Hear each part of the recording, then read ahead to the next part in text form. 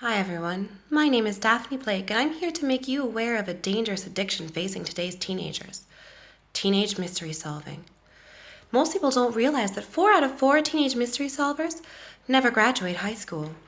In fact, of my group of friends, one of us is homeless and lives in a van down by the river. The other is a librarian, but having never graduated high school or got her college degree in library sciences, she lives in the library itself in the Agatha Christie section, sleeping on a series of folding chairs with vinyl cushions because she doesn't make enough money to afford an apartment. I mean, Freddie did okay, but Freddie, so handsome. And as it turns out, in politics, to become a politician, you don't actually have to have any degree of education. You just have to know the right people. And turns out, unmasking lizard men on your resume actually opens quite a few doors in politics. You'd be surprised. I myself actually work impersonating a cartoon princess at a local theme park because, well, my hair color is right and I don't have a degree to do anything else. So this is a very dangerous and alluring addiction. I mean, the rush is incredible. You're driving down the road. All of a sudden, out of the corner of your eye, you see a zombie go running through a cornfield. So of course you jump out of the moving vehicle and go chasing after it in the middle of the night because you can't make rational decisions when you haven't slept in, 6 or 7 days because you've been chasing so many mysteries and you're all malnourished from a steady diet of dog biscuits because they have a long shelf life and are incredibly portable. You know what? I don't actually want to go into why all of us lived on dog food. It's kind of embarrassing and it's not particularly relevant to this public safety awareness announcement. So forget the fact that we all ate dog biscuits for like 10 years. Anyway, so you chase after this zombie through this cornfield.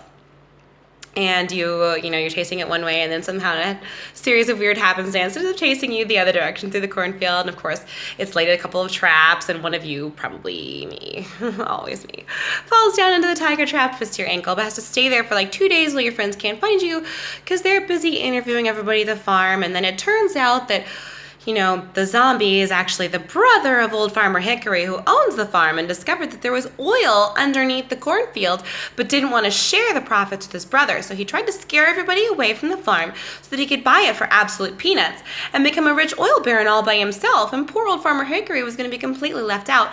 But then because of you and your awesome friends, no. You know what? I have an ankle that clicks because I spent 2 days in the bottom of a tiger trap, the hole with the sticks and the leaves on top, because my friends were busy chasing zombies in a cornfield and couldn't find me. And now when I walked in the street, everybody looks at me and like out of the corner of their eye with this mean expression like I'm making this sound on purpose, but I'm not because I twisted my ankle and it's all the full of teenage mystery solving.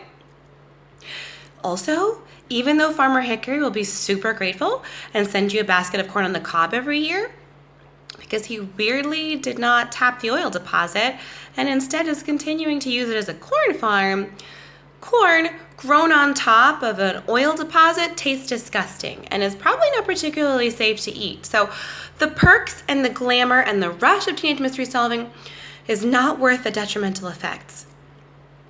I hit rock bottom sitting on a rock at the bottom of a well in an abandoned shipyard chasing a ghost pirate. I fell down a lot of stuff. Like mine shafts. And, we're not going to talk about me and all the pits I fell into because it's not relevant.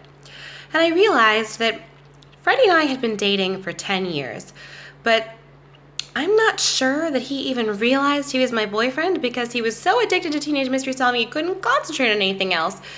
And yeah, he paired us off all the time, and I'd think, oh, it's because he wants to be alone together. But actually, it was because he was allergic to dogs. And that's not a dig against Velma. She actually owned 12 Pomeranians.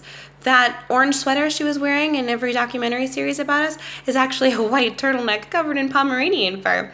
And Shaggy and Scooby, living together in the van, were always covered in dog dander. So Freddie paired the two of us off because of his allergies and not because he wanted to be alone with me.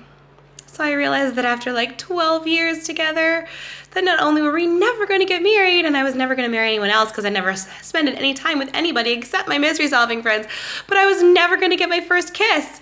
So I quit teenage mystery solving at the age of 28 because turns out breaking your ankle all the time and eating dog biscuits and hanging out with your friends and never sleeping is actually not a very healthy lifestyle. So break the cycle, get help. You too can be a former teenage mystery solver. instead of a current mystery solving addict. I believe in you.